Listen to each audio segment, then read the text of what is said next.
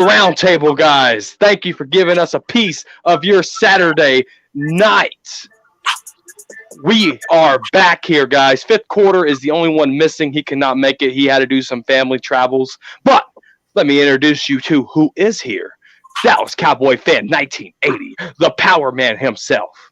My Cowboys family, the one with all the kids. And I'm your host tonight, Dallas Cowboy Football News.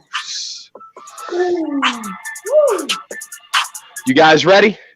Are you guys ready? Are you ready, Cowboy Nation? Are you fired up, Cowboy Nation? Ready. Ready as ready can be. You know, I ain't even gonna lie. That loss still stings a little bit. Yeah. That game, losing by 2, having your offense only score 1 touchdown in the third, it stings. It stings still. But I got to get over it pretty quick because the Green Bay Packers are on the clock. 3:25 Central Time, AT&T Stadium tomorrow on Fox. Joe Buck, Troy Aikman, these guys will be commentating the game, and Lord knows I can't stand me a commentator Troy Aikman. I like the Dallas Cowboy Troy Aikman, but I do not like the commentator Troy Aikman. We know we got the Green Bay next, and I want to get right into. I want power punches to start this show. 1980. Is this a must-win game?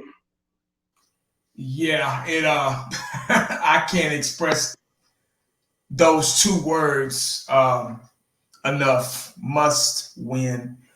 This is a game where we got to prove a point, make a statement. We got to get back in the rhythm, get back to Cowboy football. I did some research. I did my homework, and Coach 1980 is back. Yeah, I'm using my son's scrapbook from school. I don't care, but Coach 1980 is going to be on tonight. And I got to do this so people can understand where we're coming from when we talk about the Dallas Cowboys, because we're all about educating y'all. Get him, Coach.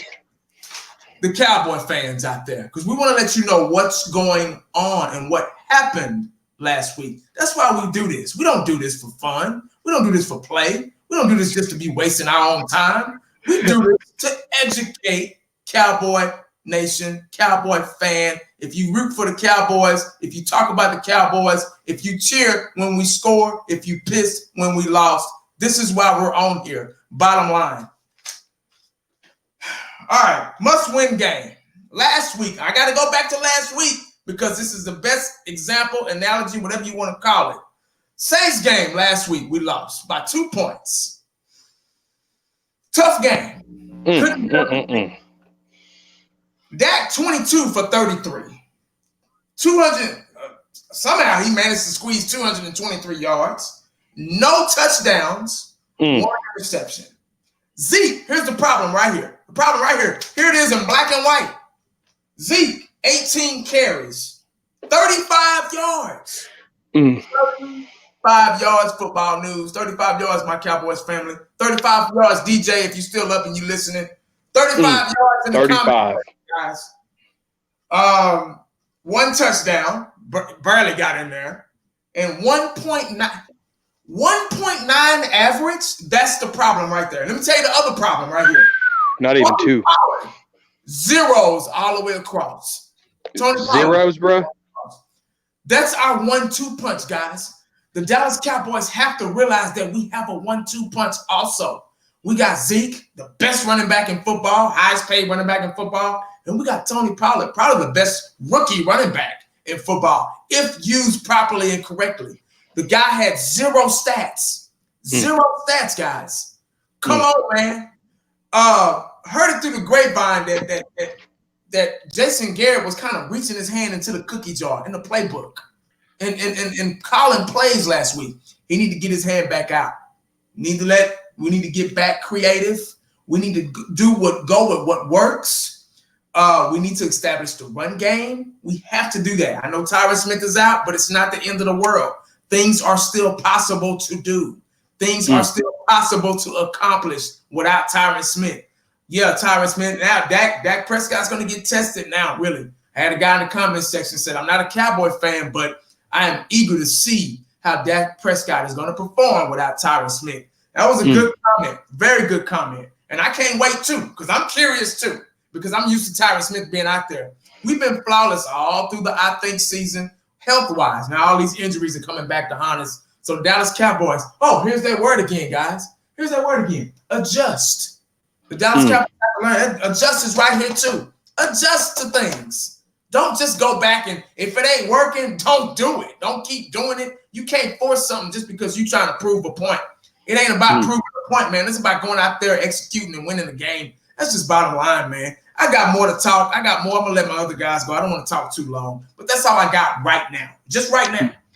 My Cowboys family. Miss Fiance, is this a must-win game? You're on mute. 100% with 1980 here, guys. This is absolutely a must-win game for a lot of reasons that, 1980 kind of said it. We all have a bad taste in our mouth because the last time we saw our Dallas Cowboys, those were the numbers that they put up. Not their best performance for sure. One of the weird things that I did think coming into the Saints game and then also going into this Green Bay game was the way we used our run game. Garrett can say what he wants, but we definitely ran it more on first down, and it shows. And I'm not saying you have to pass it entirely first down, just that we become very one-dimensional when all we do is run with Zeke on those first downs. There is a place for a big run game against the Packers, especially because they do have an interior that's pretty weak as well. So it's not just Zeke. You said it. That 1-2 punch, Tony Pollard, where are you? Right? We need to see both of these guys. I think they're going to be a big key to hopefully winning this game. But a lot of it does come down to cleaning things up. The reason this is a must-win game, though, is kind of bigger picture, though. Thank you, Ron Smith. But it is bigger picture because honestly, I'm going to say it is personal. F Aaron Rodgers, okay? F him and F the fact that he somehow comes into our stadium every time and seems to kind of get one over on us. Like, I'm just saying that we do have to change the momentum here because we can't just let this one bad game define the rest of our season. This is where we get to define the way that our team is going to look against, obviously, a team that, they might have a lot of weaknesses, but the Packers are not a team to be sneezed at. Obviously, us beating them in a big statement game, would do a lot for Cowboy fans and Cowboy nations for us to say, all right, this team really does have what we think it takes, right? We think we've already seen in many ways. This is a must-win game in the sense of, we go 3-2 in statement kind of games and what's left in the schedule. Hell yeah, this is it could be a game-defining kind of season-defining kind of game. Let me put it that way. So, what I think when I'm going to touch on what you guys said about the run game and the issues we had there, Zeke had 18 carries, an abysmal amount of yards. Yeah, but 35 yards, but he had 18 carries. So that means we ran, but we ran on first and second downs pretty much the whole, 70% of the time in the first half we ran on first down. That's not like the Kellen Moore offense we've been seeing. And so when you look at the decrease of actual play action, let's say, and which includes Zeke in this situation, when you have Zeke out there for that reason, you want to draw the linebackers up. You want to have everybody pause for a second watching Zeke on a play action. We were using it 39-point-something%, all right? The first 3 weeks of the season average. We went down to 20%. I mean, this does involve Zeke and the running game, but it's not Zeke's fault mostly. I don't put it on Zeke on this one. This is the offensive line missing key blocks often. It's one guy missing one. Travis Hedrick trips over his guy, doesn't get to the second level on another play. Zach Martin misses a block here, misses a block there. I mean, this was consistent throughout the game, and that was what broke down the pocket for Dak. But again, we're talking about the run game. It broke it down for Zeke. They didn't even Pollard had 2 actual snaps, 0 touches, as you mentioned there, 1980. And again, their outside was weak. We barely ran outside. We didn't do RPOs. We didn't do play action. But running outside on the Saints was prime real estate. We hardly did that. So it was just it seems like it was a slowed down, like conservative game plan. I don't know if it's because it was on prime time on Sunday Night Football. Maybe someone wanted to reel him in a little bit. But either way, I'm hoping, and I'm thinking that we're going to win this game. But there's reasons that things we have to do, and one of the things is I think that the Cowboys seen that this this conservative play does not fit this team. And I'm hoping they're going to finally turn the page on that mindset. That's my hope. What do you have to say, DCFN? This game is a must-win game, guys. We got smacked in the mouth on offense. I mean, we went in there and scoring an average of 30 points. I mean, it was almost, it's just weird how the universe works, because when the Saints came to our house, they were averaging 30 points a game, and we shut them down to 10. Same scenario, different team, shut us down to 10. And it hurts because we had opportunities and we didn't capitalize on them. That's the worm in my stomach still. The Randall Cobb, the Zeke fumble, hell, even the Jason Witten fumble. If the defense, I'm not going to say the defense elite. I'm not going to say the defense is great for their performance against the Saints. Yeah, they held them to nothing but field goals. They got sacks when it mattered. Rob is a beast. This gentleman got sacks when it mattered. I don't know how many times the Saints punted the ball because of what 58 did 1980. My Cowboys family. The defense did their job, but I want to see them do their job against a starting quarterback, not a backup quarterback. That's what I want to see. The real test is tomorrow. This team has to overcome any adversity they face. Now, granted, Cowboys ain't going to win every single game. I get it. But when you go in averaging 30 points to just 10 points, and you lose to a backup quarterback to just field goals, this is Jason Garrett written all over it. 10 years, Cowboys head coach. This ain't the first time we've seen this. I can go on and on. And the Seattle game in 2012, the Packers game with Matt Flynn as the backup, the Redskins game where there was nothing but field goal. I can go on and on and on about how Jason Garrett, and this is a type of stuff he gives us. It's going to come. You just don't know when. And the Dak Prescott, MCF did a really good job breaking down the play action. On those play action plays, they only had 7 play action plays in 35 dropbacks. Dak Prescott was 6 for 7 for 85 yards. Why would you go away from it? Zeke is one of the best running backs in football. The play action, even if you're holding him to 35 yards, the play action's still going to work. This is a must-win game because why? Number one, this team is young. Number two, this team got smacked in the face with reality last week, Sunday Night Football, against the whole world can see it against these Saints. Number three, this is a playoff caliber football team. Are you in it to win it, or is this fool's gold? That's why this game right here is a must-win for me. What you got, MCF? 100%. We can't just keep beating bad teams, right? We have to start beating teams with actual solid talent, like you said, and a starter, a full offense, however you want to slice it. The point is we can't just keep beating bad teams. We have to show what we have against a team that actually has, some serious weight behind it. That's why we went into the Saints game with, bigger expectations, because we knew that the talent we were going to face was going to be big. Again, the Green Bay Packers are not a team to sleep on. Not that any team is. Right. But I will say this, and keep this in mind, Cowboy Nation, get ready, because if we do beat the Green Bay Packers, they're going to say, but they didn't have Devontae. They didn't have Devontae Adams in that game. And you know what? They can say that, but every time Aaron Rodgers wins, what do we hear on the TV? That man, he's a bad man.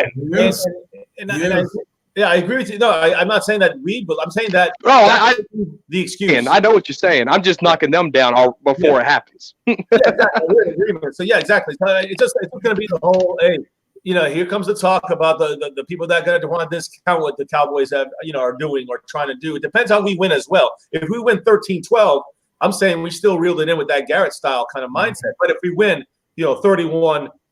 17. I think that. Hey, right there that's shows my score prediction. You ruined it. That's not mine. I think it could be bigger than that. I'm going to keep saying that because I believe that on offense, I think that this was obviously a different team. The screens disappeared. You know what I'm saying? A lot of these plays that you guys mentioned, we all talked about here. A lot of the offense, this is not the same offense we saw week 1, 2, and 3, and it was not because of the Saints. Which Dallas Cowboy team are we going to see? It was the Cowboys, and the Cowboys from execution. All right, because you had limited possessions. Right, the second half we had 4. One of them was the Hail Mary drive. We had 1 touchdown drive, and then the other 2 were 3 and outs. And one of them was when Cobb dropped the pass. So what I'm trying to say is that that's all we had. They limited us because they were able to drive down the field and bend us. Not break, but they bent us. And what I'm trying to say is that defense has to come up with those stops.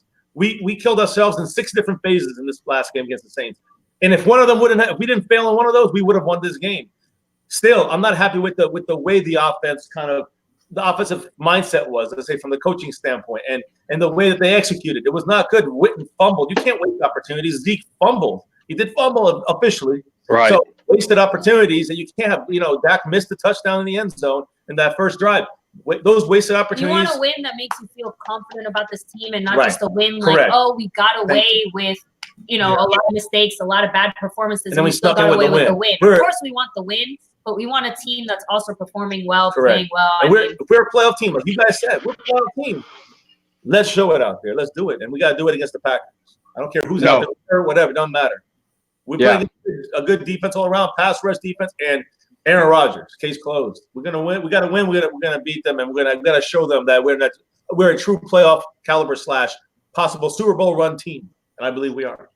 And Aaron Rodgers is undefeated in Dallas 1980. Does that change come Sunday? It better. It better, man. Yeah, this is a losing at home. We got to find a way to stop. This defense is really going to be tested tomorrow because Aaron Rodgers is a great, not good, but he's a great quarterback, elite quarterback, one of the best in the league. And he's so quarterback. He's so comfortable back there, regardless of who he doesn't have. It doesn't matter if he doesn't have a primary receiver. It doesn't matter if he doesn't have a running game. That helps our defense because if they don't have a running game, we don't have to worry about that. We can take that out of the equation. But Aaron Rodgers, like I keep saying over and over every year, every time I go live or every time I make a video or whatever, he's a surgeon. He knows how to step up into that pocket if it's breaking down. And our defense is really going to be tested because we have a hard time getting the quarterbacks. We could barely get to Bridgewater last week. I was going back on what you guys were saying about how, certain plays weren't run, screen passes. I think the way the Saints game plan for our offense, their defense stopped that. We couldn't do it. That's why they didn't choose to do it. I don't think it wasn't if we were capable or not. They were just pumped out. We were out coached that game, and they just had no answers at all. And whatever setup they see, that's what they're going to run. The Cowboys as far as the offense. But as far as the game tomorrow, it's a must-win game, man. We just got to win, especially being at home. Aaron Rodgers has this reputation of they even said it on the radio. They were saying that I know one guy predicted us to win, and then another guy, which he's a huge Cowboy fan. He's like, man, I hate to say this. I just hate to say this, but the Dallas Cowboys, I see them going up in the fourth quarter, but I see them letting Aaron Rodgers have like 1:12 left, and that's all he needs. If he has a little time, you know how stupid the Cowboys defense are. They just have a knack to letting him just run all over the place. But we got to shut him down. We got to find out. If you take Aaron Rodgers out of the equation, if they figure out, if they're professionals and they know they've been studying and they look at game film and they do this over and over and over, we can't continue to make the same mistakes on defense. We got to shut Aaron Rodgers out. There's no quarterback in NFL history that can throw the damn ball on his ass. You got to put him on his ass. You got to get to him. They got to get aggressive. They got to get to that second gear.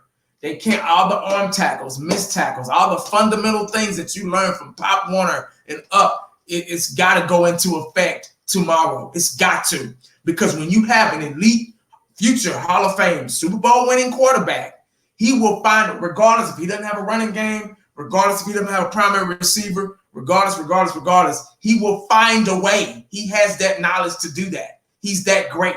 You get what I'm saying? And I'm not kissing his ass or anything like that. I'm just giving credit where credit is due. Aaron Rodgers, I can't stand him. I can't stand him. I can't stand the Packers. I can't stand them. But I'm just saying, just being a football fan, period. You got to see those things, man. And you got to watch. He's exciting to watch in the third and fourth quarter. He just has that knack, man. And our defense, hopefully they show me something different tomorrow. But I just haven't seen that aggressive defense that we had last year. You get what I'm saying? So it's just. Oh, I do. I got it. I mean, at times, but it's not consistent. Nothing has been consistent with this team. So one thing real quick, 1980, with credit's due, I'll let DCFN speak. We did get like 5 sacks this last game, so our front line did do their jobs. And again, we got an interception. Without that, we still did get a lot of pressure. And Jalen Smith and LV also both stopped Kamara for the most part. I'm not saying that. I'm not saying that. They did their job there at least. So I'm not saying that. But look, we still lost the game. I'm not saying that our defense sucks. At times, it can. Y'all see it too. And that brings me to my next question. Y'all will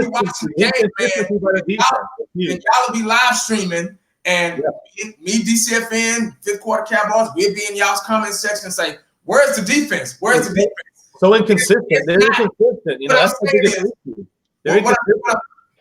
What I'm trying to say is, it's not consistent. We got to get consistent. And with a quarterback like Aaron Rodgers, you have no choice but to be consistent. You can't get a sack here and then wait till third quarter in the first quarter and then wait till third quarter and get another one.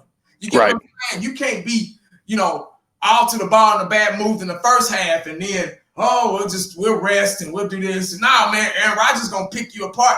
And we don't have a secondary. Nobody can look back. Cheeto can't cover a damn cold. That interception Cheeto got was accidental. I mean, it was a tipped one, so it was almost a Larry Brown given. You get what I'm saying? But like I say, man, I want our defense to succeed. I don't want y'all thinking I'm getting on here and bashing. I'm just telling you what I see. I agree with you 100%. So this is what I see. I'm not making this shit. I'm like, oh, you know what? Hey, man, let me make something up. I'm not doing that. This is what I see. I see inconsistency in the defense. I see Cheeto getting beat. I see a lot of missed tackles. I see Jalen Smith doesn't look 100%, still tiptoeing. I see no pursuit on the defensive line. This is what I'm seeing. I'm not making nothing up. I'm seeing this. And that's the bottom line, man. We just got to be consistent on both sides of the ball if we're going to beat Aaron Rodgers and the Green Bay Packers. No, absolutely. And this brings the next question. So we're not beating a dead horse, answering all the same questions. MCF, is the Chris Richard defense, is it overrated or is it overhyped? You're on mute. Yeah, no, it was overrated or overhyped. Is that what you said? Yeah, is it overrated? Chris Richard, I mean, he came to Dallas. Oh, my God, Legion and Doom, whatever. He's going to bring that. Right, and he does the media. I mean, he's very strategic in how he does media and stuff like that. It kind of pumps you up as a fan. So is it overrated or is it overhyped or looking too much into it? Hey, listen, I believe that Chris Richard is doing a great job. I'm still going to – I don't think he's – listen, just if you can't, if Awuzie just cannot do certain things, then I don't know. You might have to move on from him eventually. You know what I'm saying? I mean, it's not only his choice or his call on that.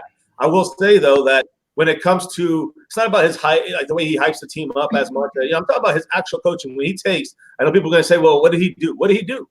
I mean, he took Byron Jones and made him a Pro Bowler without an interception. All right, and he did change a lot of things on this defense. There's no way of denying that. Are we seeing that same exact, the stats and the key word, as I was saying with Cowboy Fan 1980, consistency. The lack of consistency, that's a deeper issue than just Chris Richard. You know what I'm saying, or Marinelli. So there's a lot of things going on. Awuzie, definitely somebody who is being worked on for a year before he was there, 2 years of Richard, and he still can't get his shit together. Maybe sometimes it's just not the coach. Sometimes it's just the player. Now, that's just on that situation. Everybody else I've seen on this defensive backfield has taken, I believe, has at least taken either a step forward or improved. Some have shown improvement. Now, have they leveled off like Jeff Heath or Anthony Brown? Yeah, hell yeah, they've leveled off. But have they shown some improvement since Chris Richard was there? I believe some improvement for these players. Now, he's tapped out. Maybe these guys are not as great as what their potential is. That's it. Maybe they're tapped. But I believe that he gives us the best chance back there with our defensive backs and the defense as a whole being aggressive when he's allowed. Now, can he call defenses? If he's doing that right now all by himself, well, maybe that should be looked a little closer. That's a whole different situation. But as far as making decisions about where these players are going to go and where they're going to be placed on his team, Jordan Lewis, there's some politics involved, I believe, in this as well. And I also believe when you are not given first-round talent, second-round talent, when you're not given this, right? You're given sixth-round talent. No offense to Donovan Wilson, but let's be real. He has not been stacked with talent. This is per the front office, per the coaching staff. So he's doing the most of what he's getting. He's doing a great job. In Richard, I still trust. I do think I'm going to agree with you, but I will say it's still overhyped. I think that, no, and I think cool. Part of it too is you're right in certain ways that our defense our defense isn't built for the secondary. That's it, point blank, period. Marinelli is still very much running the show. It's all about that front line. So you're right in saying, again, our biggest investments have been Byron Jones, who, again, started off as a safety, still had him as a secondary player. Who changed that? Who changed them, by the way? And Chidobe Awuzie as a third-round pick. Those are our two biggest investments in the last 5 years. 5 years, yeah. In our secondary. Other than that, it has been scraps. I think that Richard has done a lot with what he's had. He does have kind of a bargain bin secondary here. But I think a lot of it has to do with just, again, our style of defense just is not built with that. With that said, though, Richard, I think, gets almost a little too much credit because, as much as he did great things for Byron Jones, it seems like he was just the first one to be able to have the power and decision-making to say, I'm going to move him from here to here. Well, and as much as I know he's helped coach him up, it seems like he was just being used in the wrong spot. So, I'm not. Combination of things, though. That's part of coaching up, right? Finding where they play. That's part of coaching up. I agree. I'm just saying that other than that, honestly, I think that our secondary still has a long way to go. And overall decision-making wise, like you said, we've seen Richard start to slowly throughout this year specifically get more decision-making power. And some of the decisions that we're still making on defense make me question a few things. I need to see more, but I do think he's a little overhyped because I think too many people expected a Legion of Doom. They expected, honestly, interceptions. That's the biggest thing. I think that he's done a lot of things, and I think people were expecting to see a few more interceptions, even with this lockdown, corners and safeties and whatever. And the point is that he / the team still has not quite produced on that end. And honestly, I just think defensively, we're just not built defensively first. Don't forget to make Richard shine on this team in that way. The safeties, by the way, sixth round Xavier Woods and Jeff Heath. What was he drafted? I mean, I'm just saying, what he's got to work with here. You know what I'm saying? And I'm not saying these guys. I believe Xavier Woods is great, but just think about what he's been given as well, what he's help make happen, right? The fact that he's done a good job, I don't think it takes me saying he's overhyped. I don't think it takes away from the great job he's done. I just think the expectations for him coming in here were much bigger than I think the reality of Chris Richard. Anyway. I'm going to say I agree with Miss Fiance. It's overhyped. Come back, Ian. I got something to say to you real quick because we want to point out, we want to come back, call out the safeties and stuff. Chris Richard was the main guy that picked Hill in the second round instead of drafting a safety. He could have had a second round safety. The reports are out there. Go read it. You go read them. The reports are out there. No, Richard was jumping on the table to get Thornhill. I'm just saying, whether you like Thornhill or not, he was on the table going get Thornhill. Marinelli was the one that happened to convince him that somehow we needed Tristan. Right, he agreed with it because Marinelli said that we need that 3-tech under tackle. That's what the whole defense runs on, and that's what Tristan Hill is. There's only like 3 guys in the whole draft, and he's the best chance for us to get that kind of player we need to run the trying defense. To sell Richard Correct. On his style of defense too, trying to say, Richard, trust me here. Right. We do this, we get this guy, we invest in the line. I promise you're going to see your secondary keep in mind, we're doing all that, and then you're saying, by the way, Richard, run my defense. It's like, that's not my style of defense, Mr. Marinelli. So you guys feel me? Anyways, and I digress. Good point. Good catch. And hey, I came back at you, DCFN. Well, I guess we're reading two different articles. I guess mine was the fake news because I read Chris Richard was the main one that wanted Hill, and everybody wanted Thornhill. And Chris Richard said, "We got talent, we got Heath, we got these guys here. We're going after Hill." That's more than debatable as far as the article. That is incorrect. Check any other news for us. Anyway, I'm going off my article that I read, and I'm going to come at you with this. It's overhyped. 1980 talks about fundamental footballs, turning your head as a corner.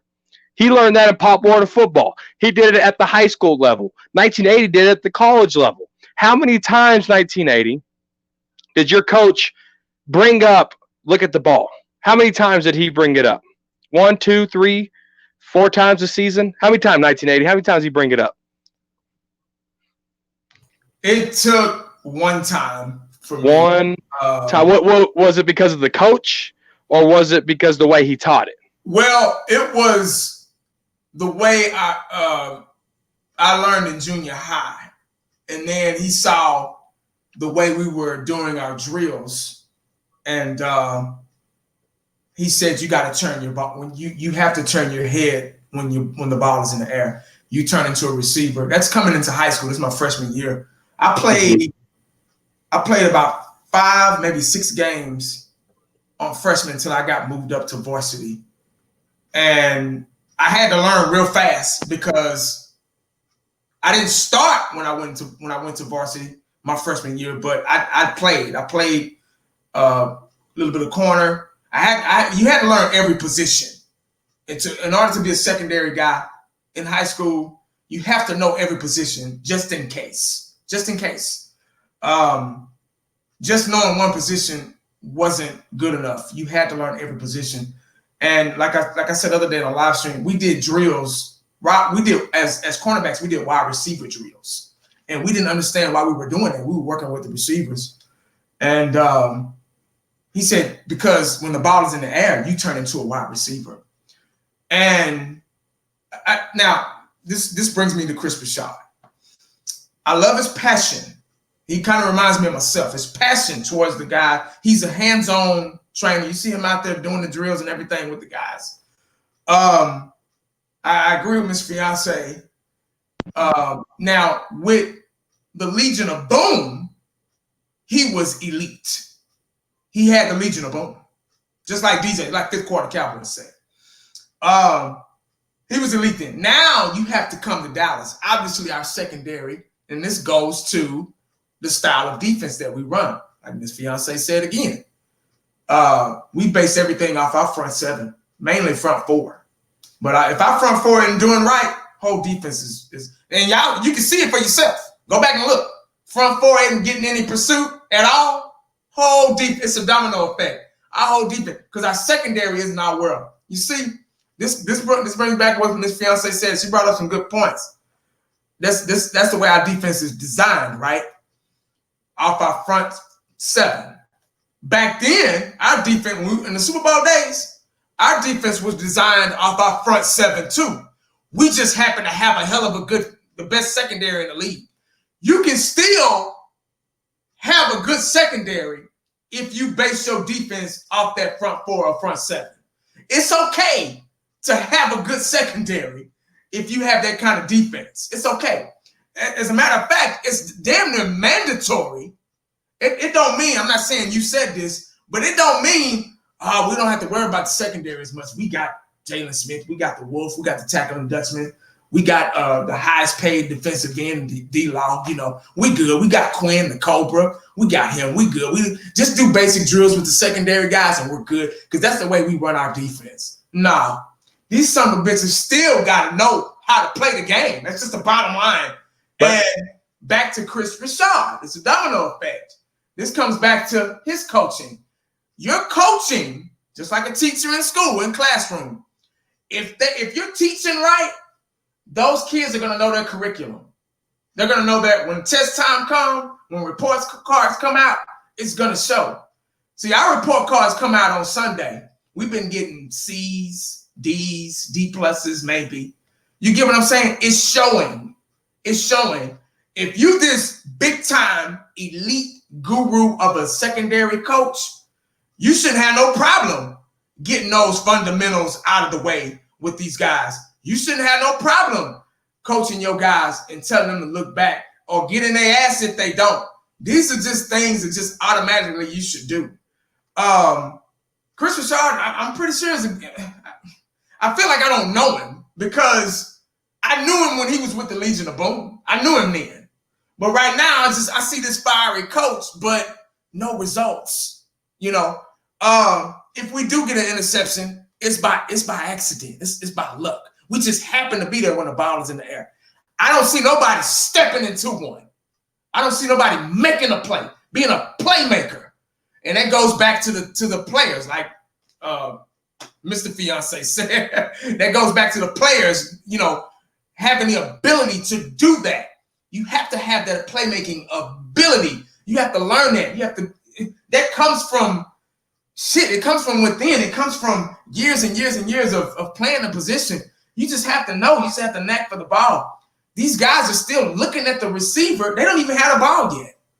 I mean, there's a such thing as peripheral vision. When you're on the freeway driving, you're looking straight ahead, but you can see a car over here. You can see a car to your left. You can see a car to your right. Oh, I can't get over yet. You got to look. If the ball is in the air, the receiver's looking up, you got to look at the ball. You turn into a receiver when the ball. These guys are still playing the wide receiver like they got the ball. I'm like, what are you doing? Turn your head, I got a dumbass. question. 1980. I got a question. So are you inferring or saying that Crucial Star is not teaching them to turn their heads when they're in coverage? I mean, I'm not saying that he's not. It's just not showing. I'm not there. So is that retarded or is that the player? I mean, I guess you could say that because they're not doing it. They're not doing it. What's the drill? What's the drill in the combine when the get this out of here? What's the drill in the combine when the guys on the ball, they got a follow ball, that drill. Why are they doing that? They're not doing it in the game. They're not. They're not doing it in the game. So why does that drill even exist? You get what I'm saying? I mean, it's so elementary. And like I said the other day about the when it's twins on one side and they crisscross, these dummies are still following the man and running to each other, and that guy's wide open. 6 or possibility. You know, it's the little things. They try to be overly aggressive, and it's hurting them. I get the intensity. I get the aggressive. That's the coaching part of Chris Rashad I see. But they're overly aggressive, and that's good. But you got to know how. You got to know how and when to be aggressive. Be aggressive towards the ball. So because that's the object of the game to get the ball. Is it the talent then? That, again, like we described. It might be. The talent overall. Here you're talking about Anthony Brown, and you're talking about just like Xavier Woods is outplaying his spot, but all right, late draft picks that Heath. And of course, Byron Jones, who was the first rounder. But I'm just saying, the only two guys, I do good point. Only two guys that I see that are athletically defined that can play the position is Byron Jones and Jordan Lewis. But they don't even give him a chance. It's almost like they know he's good, but they don't want to get him out there because they might have to pay him. I'll tell you this real quick. You know what I'm saying? Like, it's just like they trying to keep him at bay. They know he's good. Because he made that play for us last year when we beat the Saints at home. He stepped into that. He played on the ball. It's like they know what's good for him, but they just don't follow it. They don't do it. And you can't win ball games. You can't win Super Bowls if you conservative on who you want out there. If you can't see what we see, it don't make sense. I'll tell you this. My sophomore year, I played in 3-4 defense. I was the outside linebacker. My job was outside containment, go get the quarterback. If I cut in, I got my ass chewed out. I did in practice, right? I cut in in a game. my sophomore year. I cut in on the game. Not only did I get my ass chewed out, I got benched. If Cheeto is not going to turn his damn head, it's time to replace him. Yeah. I got benched at the high school level. JV type shit. This is NFL level. This corner is struggling. He ain't even turning his head. He's jumping in the air 20,000 feet. When the pass interference, how many pass interference has Cheeto been called for? It's mind-blowing to me. How many times has the ball been in a tight window where if he would have just turned his head, he could either swat it or made a hell of a play on it? If Cheeto don't step up, I'm calling for 24 to get his ass on that bench and get a reality check. Yeah. They're not going to do that. They're not going to do that. And that's why it's overhyped. That's why it's overhyped. Is that only Richard? Let's be real now. Is that only Richard? No. I'm not saying it's only Richard. It has to do with him. For sure. If he can make the decision to move Byron Jones at corner, he can make the decision to move somebody to the fucking bench. I'll tell you that. Yeah, exactly. I mean, you gotta know what works. You gotta know what works. You gotta be able to see. That's why you're a coach. That's like teachers. I keep referring coaches to teachers because it's the same thing, really. You know this child's strengths and weaknesses. You have to attack those weaknesses and make them strengths. You get what I'm saying? So that's why he's a coach. That's why we signed him and brought him over, because he supposedly coached the Legion of Boom, and I guess it's easy to coach the Legion of Boom. Hell, they were athletic and they were the best, probably one of the best assembled secondaries in history. But not but one of the best. But because there's just a lot of natural talent, and it might be the talent that we just don't have in the secondary. Back to Miss Fiance saying our front seven they have to find a way to make that quarterback's life a living hell if they're going to win ball games. And some defense. You got to give – the defense sets the tone for the offense. That's why our offense couldn't really get in a rhythm, because our defense was out there the whole – I mean, like shit. I mean, it was out there for the whole damn game almost. So Miss Fiance. Mm-hmm. Yeah. Yeah, you did. Oh, yeah, no, just because 1980, you said something really interesting that kind of stuck in my head, where you said that there has to be a point where our corners kind of turn into receivers and they do go after the ball. I think that kind of made it click for me. I do think that is where schematically, at least on the secondary defensive side, that is where you see us kind of come short, because we don't play necessarily to make plays on the ball that way. We play to shut down that play from even happening. So it's like, you get what I'm trying to say? It's like, that's why Byron Jones is so great. It's not necessarily he's making plays on the ball. He's not even allowing the player to catch the ball. So that's where Cheeto made that interception, because he actually, had his, he was like facing the ball. He was watching it. So he was able to make a play on the ball the same way a receiver would, not necessarily watching the player as much. Why? Because that was Jeff Heath's job. Jeff Heath was the one who laid in that hit. So I'm hoping and I'm assuming that that's why we're not seeing as many interceptions or as much explosiveness there. The problem with that, though, is kind of cuts us both ways. A lot of people in the chat are saying they really like the fact that the Bears do like a lot of stunt moves, and basically they play very aggressive.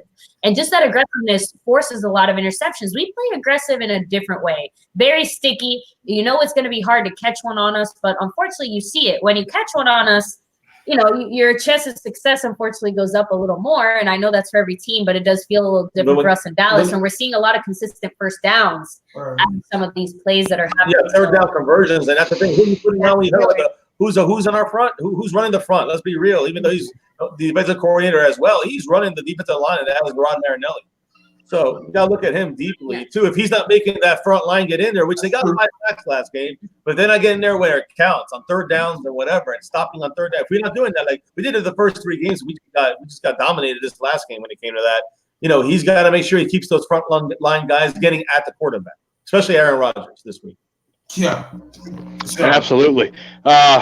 No, all good points, all damn good points. This is why we do this, because we got 4 minds on here. If DJ was on here, it would be 5, but that's why we do it, man. Talking Cowboys football. Maybe I can get something off 1980, Miss Fiance, Mr. Fiance from DJ, man himself. Let's talk about matchups real quick. We talked about a little bit The Packers really don't have the run game. Devontae Adams is out. My Cowboys fan, I'm gonna call you up next because you dissect this crap like crazy. Yeah. Who's their second wide receiver? I mean, who's the next man up, so to speak, for Green Bay? So I know is there second receiver? Is that Geronimo, right? Well, no, they're is that their their first now their first receiver is Mark Valdez Scantling, I think, and he's 6'4". Keeping a note on that, 6'4", so he's a big guy like Devontae Parker back in against the Dolphins, tall guy. Then you have the other guys, Geronimo Allison, and he's 6'3". So those are their two main guys. After that, it's even a bigger downgrade. But they have Jimmy Graham still in there, who makes some catches, and then they have two other kind of receivers that are. The running back is what's his name? Aaron Jones, is it? I think Aaron Jones, the running back, 33, and he's gonna. They got a 1-2 punch. I'm sorry to cut you off. They got a 1-2 punch also. Aaron Jones and Williams. They a lot of in that Eagles game. Mm-hmm. They were doing a lot of 1-2, 1-2, 1-2. So they both averaged about 3 points something average. But Jamal Williams is out because he has a concussion. Oh, is he? Oh, okay. Well, shit. He had a concussion early in that game. Right. Now they have they have a rookie, I think Dexter Williams or something. He's not even, I don't even know what's going to happen with it. So my point is that they really going to be like, they have only number 33, Aaron Jones, who rolled us with the entire game. So he's going to be back there. The Cowboys obviously got to get that run stopped, and then Jimmy Graham is another person to kind of keep your eye on. Yeah, number 8. Aaron Jones got 4 touchdowns. Did y'all know that? Who does? Aaron Jones got 195 yards, 4 touchdowns, 3.3 average, 4 touchdowals. Yeah, no, he definitely. Again, they have minimal guys. So he's their guy on the line basically that gets the carries. Right. Him and Jamal Williams did, but now he's by himself. He's gonna be worn down a little bit more. It'll be interesting to see how that's used. But I mean, as far as matchups are concerned, I'm looking at Quinn. We're looking at defensive. I guess we're going to defense here first. I'm looking at Quinn versus Bakhtiari, guys. That's one of the best left tackles in the game, and that's going to be an interesting matchup. Quinn's speed is going to give him problems. I know Quinn has played really well against Aaron Rodgers and the Packers, so I'm kind of looking forward to seeing how he can handle that. Yeah, that'd be interesting to see that matchup there. I also, of course, Tank on the other side he's the rank, and I'm going to stick up for Tank. I know we usually don't on this channel on this roundtable thing, but Tank has he's the best double block double defensive end in the NFL. Yeah, you add it all together: the run stop, the quarterback sacks, the pressures, all that stuff. He is. I know all these metrics. You can believe him or not, take him with a grain of salt. Whatever, he's involved is the point. So he's not getting the flashy all those sack after sack after sack, but he's getting double teamed every freaking play and scheming. He is. That's where the one-on-one matchup there on the left side of the offensive line, which is going to be against our right tackle, our right end, Robert Quinn. That's going to be key. Don't let him bounce out. Our Aaron Rodgers get outside of the pocket too much and extend the play. That's a killer. He's going to hold the ball a little longer with less passing options and even passing kind of confidence with these receivers. He's only so confident he's going to be with these guys, like not with like Devontae Adams, right? So the connection is not going to be 100% there. If he extends the play though, anybody will catch it. So you got to make sure you don't let him get a long play going. And I think that we keep that going. I think it's going to present problems for him. We just got to get through there. And that whole scheme on the front line, we use that Deacon defense, which we did back in 2016 when we beat them in Green Bay. We use a 3-3-5. And that extra linebacker this year is Joe Thomas. We also have guys like Jalen Smith and LVE. Back then we had a really good Sean Lee. And then we had what's his name? Justin Durant. He was our spy. This year it's Jalen Smith. It's a huge upgrade. So I'm really excited to see how they're going to play when they do the 3rd down and 10s, the 3rd and 8s. They're going to have Jalen Smith being that 4th rusher with the 3 down linemen and putting in our guy Jordan Lewis, who I want to see how he does out here too. Just in the involvement of the. That's a good one. Yeah, but the real again, Marinelli said it. They all said it. It starts with that front line. To me, that matchup is Quinn getting in there. For me, it's 2. 1, our offensive line. So, we're going to offense. Okay. No, I'm just saying the matchup. No, not yet. 1, our offensive line maxed up against Green Bay's D-line just because, again, our O-line just struggled in a way we're not used to seeing. Yes, we have Cameron Fleming there, so obviously we're not expecting Tyron Smith levels of good, but the point is that we still are expecting good things. I just want to see our Our O-line just back to the bread and butter. That's all. But to me, defensively, the matchup to watch is our linebackers. So Jalen Smith and LVE and even Joe Thomas as well. Specifically, that slot coverage, that middle zone coverage. Like I'm just saying, like I know we're not going to be doing as much, but Aaron Rodgers is exactly dangerous in the pass. I'm looking at LVE and Jalen Smith to do what they do. I don't want, like you said, 1980, no missed tackles. I don't want to see any of this BS of, inconsistency. So that's going to be one of the biggest matchups to me because I have a feeling with our corners and everything else. Exactly. Aaron Rodgers is going to look to try and hit us there a lot. And I just don't want to make that our easy spot, our weak spot. I don't want our guys to look bad. Gotta get in there. Yeah, talk about defense real quick. Tyron Crawford is back, guys. Quick note about Crawford. Yeah, he's back. Is his hip is still not 100%. If his hip worsens, then he's going to require season-ending surgery. So Crawford's doing us a favor, putting his body on the line. But if that hip worsens, Crawford is going into season-ending surgery. And so keep that in mind, guys. He's going to be limited. I think he has to be limited. My Cowboys family, 1980. Do you guys know anything about Antoine Woods? Probably won't play this game, is what I heard. I thought I heard he was coming. I thought I heard he was coming back. Yeah, he was actually getting close. He was practicing on the field. He was on the field on the sidelines. Yeah, he was limited, but I'm hearing he's questionable in the sense of like not going to play. While Tyron Crawford's going to exactly what you said, DC, a fan about the season ending. It's kind of a test for him and to see he's on like a pitch what count. He can do. Yeah, like 20 snaps or something like that. They're basically just forcing him back then. I think he wants to see how much he's got left. It's not closer than Antoine Woods too, so they're kind of. I don't want to say gambling. This is the chance on him over someone like Woods. This is Crawford's last year as a Cowboy, right? Yeah, under contract. Contract-wise? Yep. Wow. Contract-wise, yep. And we're paying him a pretty penny too. Yeah, we need him. Yeah, we need him. I hate that he's not 100%. I hate he has to go through that, but we really need him. This defense has to find a way to, like I said earlier, has to find a way to. If you take Aaron Rodgers out of the equation, it's ball game over. Because you see they lack, they got a lot of injuries going on. They got a lot of things going on with their team. So this should be, man. If we can only get Aaron Rodgers, I just know he just has a knack to finding a way to get in there. But whatever, man. Let's go on offense. Michael Gallup is back in the lineup. Obviously, Tyron Smith is out. Cameron Fleming stepping in there. That's a huge piece we're missing with Tyron Smith out. But luckily, the high ankle sprain isn't as severe as people thought it was. So Jason Garrett did say he's a week-to-week, day-to-day type of guy. So huge news there. But Cameron Fleming's going to have his hands full against my Cowboys family. Take it away. All right.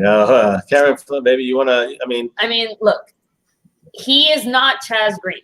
At least we can all be thankful for that. But he's not Tyron Smith. So to me, it's going to be more how do we scheme around it? Because usually when you see weaknesses on our offensive line, we do see the Cowboys play their hand a little bit more. Yeah, you're going to see a lot of Jason Witten helping block at the line. Zeke's going to be blocking a ton in this game. So really it's, Olawale. I'm just saying, like, we're going to be bringing in a few different guys to help make up for that fact. But the problem is it makes us one-dimensional because if we always have someone there to block, we kind of know what we're doing. It definitely kills off another option for Kellen Moore's offense. I know, but unfortunately, I do expect Dak to probably get sacked at least once or twice. It is just unfortunate. But the good news is that Dak, again, he's very mobile. The rest of the line hopefully will be playing their best, doing a good job. So he'll have time to either scramble out of it or work something out of it. But I do think Cameron Fleming will play a consistent game overall. He won't have the best game ever, but he will be consistent. You know who's going to be consistently going after Dak Prescott in this game, as Dallas Cowboys Football News just mentioned? Who is he going to have to go up against? Two damn good Smiths. Preston Smith. Guys, Preston Smith, number 91, is going to present problems. He's quick. He's fast. He attacks the quarterback. He has a high motor. He goes up the field. There's almost a comparable version of Tank. So, not as good, but he's up in that same kind of similar style. He stops the run. He stops the pass. So that's he's a linebacker. They have a 3-4 defense. So he's actually playing on that line. He's not always blitzing, But on the other side, and they flip and flop, guys. They switch sides. Is number 55, Zadarius Smith, another guy who can play ball out there. So, yeah, the interior, they got Frank Clark from Seattle. Very, very good. Big guy, nose tackle, space heater, but it can also get in there. Can create problems. And I believe he's one to watch, a matchup to watch against Travis Frederick, because Frederick hasn't been great sticking to his blocks. He has not been great getting to the second level consistently now. His first couple of games, I'm like, maybe he's just rusty. He's consistently had this issue. So Frank Clark in the middle, I think he's number 97. You got to watch him. Hopefully Frederick can handle that. And then, outside of that, there's other two guys, the other two defensive tackles, they shouldn't be too much of an issue. But this outside defensive ends, the linebackers in a 3-4 defense, that they come down. And they only have really two linebackers. Those guys come down. They have five guys down. So Darius Smith against La'el Collins with the back issue, right? He's going to be playing, but he had the back issue this week. And then the other Smith, which is even bigger issue, which is Preston Smith, and he will switch up against Cameron Fleming. Again, now he's got Connor Williams inside of him, and he will, if he gets help, like Fiancé said, very possible, but that's gonna kind of chop off an arm in the Kellen Moore offense, I believe, because you're not using an extra guy. Dalton Schultz, who's not going to be a dynamic guy in the Kellen Moore offense. You know what I mean? Right. So, or Olawale hopefully could be used and be more dynamic, but we really haven't seen that much from that as well. So that's a really, really big situation. I'm a little bit afraid, but I do think the way you stop that, it's simple. It's simple. And you can say run, or running inside definitely works and all that stuff, but it's that damn play action. Use the play action. We use the play action. That slows down those outside, those 3-4, those linebackers coming into Smiths. It slows them down. It makes the linebackers come in. Everybody gets a little thwarted. And you have Zeke, use them in that way as well. Don't just get predictable first down runs every single time. So be smart. And when you run smart, run creatively for the Cowboys. I think that's going to open everything up with the running game. But I do believe you got to use some play action on first down and really get these guys to kind of slow down and don't just spearhead at Dak the whole game and try to beat our, La'el Collins with the back thing. And then, Cameron Fleming, who, by the way, I believe with a full week of preparation is going to do a lot better than just getting thrown in there in the last minute of a fourth quarter game. You know what I mean? So he'll be ready a little more than he showed in that last game. Yeah. After all that, 1980, what's your take on that? I agree.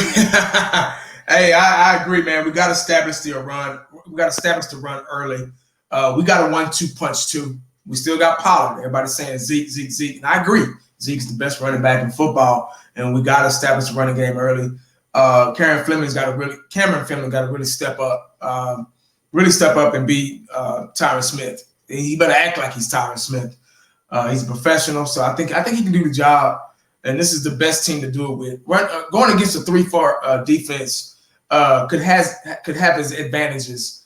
3-4 defense, they're gonna have to blitz a lot just to act like it's a 4-3 because the linebackers are kind of back a little bit. That gives the time for us to create a hole when you got 3-4, because you only got 3. You don't have to worry about 3 down linemen, but they're gonna be doing a lot of blitzing, so they still got to get there. So when you run a 3-4 defense, that's grounds for you being able to get a lot of inside yards. So we should be able to get a lot of inside yards on that 3-4 defense. And we got Gallup coming back. So that's another 1-2 punch at the receiver. I think, now y'all might kill me for saying this, but I think they should rest Cooper this week. Like, seriously, I think they should rest him because he was not 100% last game. I don't know how he's been doing in practice this week. I haven't got – what's that? He admitted that he was 75% against the Saints. Yeah. See, we all knew that. So you could tell on he couldn't make his cuts or anything because he rolled that ankle in the Dolphins game. So you can tell he wasn't 100%, but they just kind of had him out there because I guess he felt like he could play and he contributed to the team. So, but we couldn't get nothing going in that game anyway, so it really didn't matter. But Gallup being back also kind of extends the life of this offense. Gives us another weapon to go to. And we got weapons, guys. Last week, Jason Witten was our leading receiver. He had 50 yards, 12-point-something average, and one – did he have a touchdown? No, he didn't have a touchdown. But Jason Witten was our leading receiver last year. Our tight end was our leading receiver. Wow. We got to hit our receivers, guys. We got so many weapons. We got to start using Kyle over and over every week, I keep saying Cobb attacks the weakest. The slot receiver attacks the weakest part of the defense. We got to kind of be like New England, man, like Brady and Wes Welker. Let's use them, man. Dak and Cobb has to get on the same page. Let me go ahead and get Dak out of the way. I love Dak to death. He's got to trust his throws. He got to trust the receiver's route running.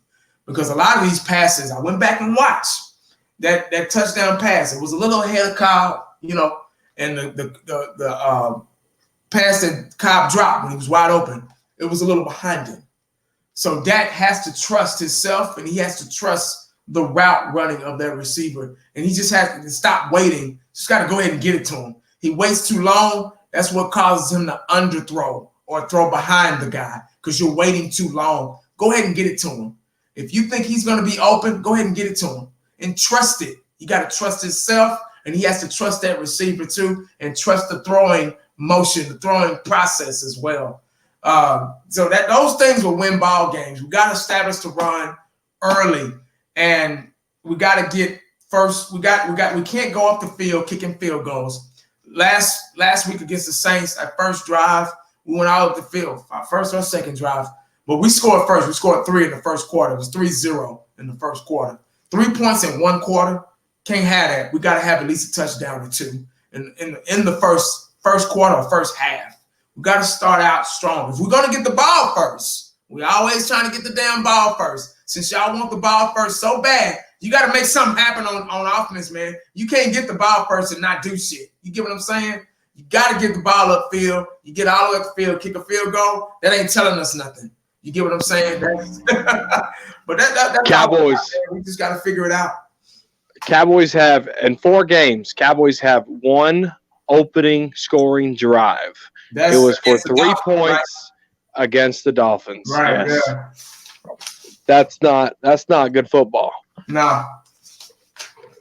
But 1980, my Cowboys family. Let's do a little. I'm gonna tell on myself thing real quick. What is your favorite ice cream flavor? 1980. Ice cream. Oh, damn. Let me think. Probably no. Cookies and cream, I guess. Cookies and cream. My Cowboys family. Favorite ice cream flavor?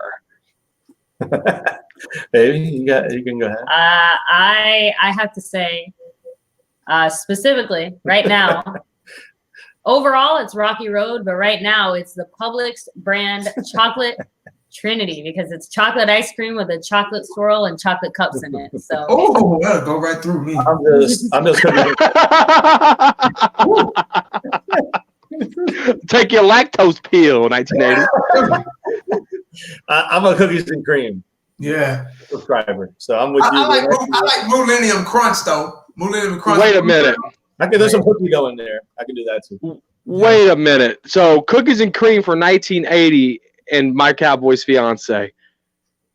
Miss Fiance, if you're gonna say Rocky Road, you got to commit to it. Rocky Road is the best flavor on the market. And let me break Rocky Road down for you if you know. Almonds, marshmallow, and chocolate ice cream. You mix all that up. You go to in Texas. There's a thing called Brahms. 1980 knows what I'm talking about. Go get you, if you're in Texas, go to Brahms and get you a double dip Rocky Road waffle cone. I swear to God, once you go chocolate ice cream, you won't go back to anything else. Go back to that toilet. I like it. Does anybody got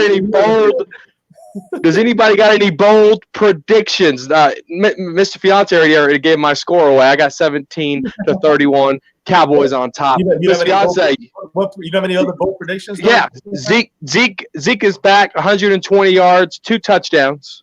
Yeah. Michael Gallup is going to come back with a vengeance. He's going to be the only wide receiver with over 100 yards and a touchdown, and the rest of the touchdowns are going to come in from the tight ends. We got to get Michael Gallup in that end zone, man. He's the only one that's going to have a touchdown. Yeah. My Gallup. Now, I personally, I'll agree with the 31, but I think it's going to be closer to 31-27. Unfortunately, the Cowboys are going to do kind of a typical Cowboy thing, and I'm not knocking our defense. It's more just, again, we play close games. You know what I mean? I have a feeling this is going to be a close game. I do think we're going to win in the end, but my bold prediction is that LVE gets an interception. So I honorable mention to Jalen Smith, but I think LVE has a bigger chance. All right. I'm gonna say that. Listen, the score. I'm gonna go a little higher up because I'm always gonna do that. Sorry, 1980. I know he hates giving the predictions out, but listen, I truly believe. I'm not just saying this because I'm a homer or whatever. I believe that Kellen Moore's offense will come to school here, as he got the school book right there. He's gonna come and he's gonna be breaking out the plays that got us to this point back home. Gallup, I was a little nervous about rushing him back, but I'm happy that he's shown a lot of, obviously the doctor said it was more a mental thing than him getting that over than a physical thing. He's out there doing it. He's back in normal, and they see that. So I'm not really worried about him being rushed back. I believe that we're gonna start a little slow as we always do, but hopefully keep Aaron Rodgers at bay. We have to do that, and the offense will get that third quarter explosion. You're gonna see the Kellen Moore plays coming out. You're gonna see play action. You're going to see running up the gut. And Zeke's going to have 100 yards, I believe. Pollard's going to get probably like 50, something like that. But my bold prediction, Randall Cobb gets 3 fucking touchdowns on his whole team. Bam! Woo! Closing statements, my Cowboys family. Closing statements. What you got to say to close this thing out? 1980, no, he don't get it, right? No, he don't get predictions. Bold predictions or any just general things you do want to see in this game you want to throw out there? He turned his back. He doesn't have any predictions. Get out there and win. There you go, guys. I love that. Predict a win, because honestly, that's what we want. Let's get through this with a win and no injuries, guys. You can find us, MCF, My Cowboys Family, on YouTube, Facebook, Twitter, Instagram, all the social media right here. Again, it's that star over everything, guys. Remember that. We're all here, no matter which way. If you agree, disagree, doesn't really matter, because we all want number 6. Doesn't matter how we get there. Doesn't matter how we do it. We got to get number 6 in. As long as we get there, we'll all be celebrating. Not just us here in the panel, but you guys in the chat sometimes disagree. That's fine. But I know if you guys are true Cowboy fans, you want that star over everything. You want the number 6. So never forget, here on the roundtable, thank you guys for having us on the panel. But never forget, always, on My Cowboys Family, never forget. Go Cowboys! Woo! Let's go, baby! Eat some cheese, mother. Let's go. Eat some cheese, baby. Yeah. In my closing statements, guys, and the haters were out and about like little trick-or-treaters on Halloween when the fourth quarter ended. And let me give you guys, as you don't really know Cowboys history, let me give you a little piece of some games that went down in the 90s that were kind of similar to what we saw against this team last Sunday night. Week 2, Cowboys lost to the Bills 10-13. In 1993, week 2, the Cowboys lost. Sure did. Haters, they won that Super Bowl. Okay? That was 93. 1992. That's true. The Dallas Cowboys lost to the Eagles 7-31. Yeah. They lost 23-27 against the Rams. They also lost to the Redskins 17-20. Those close games, they lost them. 1992, 1980, they won the Super Bowl. Because you lose as a team, haters, that doesn't define your entire season moving forward. You're going to have bumps and bruises. For these Dallas Cowboys to get where they are, trial, error, bumps, bruises, blood, sweat, tears, that loss was nothing to them. And I'm talking to you too, Cowboy fans. I seen a guy in your comment section 1980 that said if the Cowboys lose tomorrow, he's going to find himself another team. Well, let me tell you this, buddy. Go ahead and ship yourself right on out of here and go get yourself another team. Because if my wife left her curling iron on and burnt my goddamn house down, I ain't going to fucking leave her. I'm going to be pissed the fuck off like I am when my Cowboys do lose, but I ain't going to leave her ass. It was a goddamn accident. These Cowboys I'm still going to stick. I'm still going to be loyal to her, even if she burned our goddamn house down. Is what I'm trying to say. I'm still going to be loyal to this star and to these Dallas Cowboys, even the way we lost. If you're going to go find yourself another team, check your fan card because it might have fucking expired a long time ago. Haters, I love it when you come out because the jealousy that it brings out of your mouth.